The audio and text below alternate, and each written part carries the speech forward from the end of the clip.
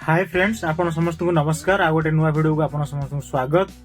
आज संक्रांति रे पपी कौन बनैछि चलंतु हमें देखिबा एबे किचन रे। चलो किचन को एंट्री कला परे आपण माने देखि पड़थि फ्लिपकार्ट रो ऑर्डर आसी छै हमरो अट्टा रिफाइंड ऑयल और चिकन मसाला।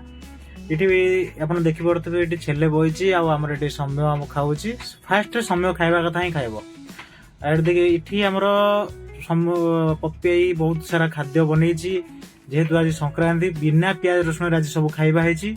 भात डाली शाग भजा आलू चोखा दही बैगण ये पपे खाइबा बाढ़ुचे सार मान बहुत कलरफुल देखा आज खाया जेहेतु संक्रांति थी बहुत भल खाया बनई पपे एमती बहुत बढ़िया भी बनाए खाया भी तार बहुत कहीं 12:35 तुम किचन को खाइब तेल देलु मु 3टा बजे छिडा आमी क्या बोला तूने?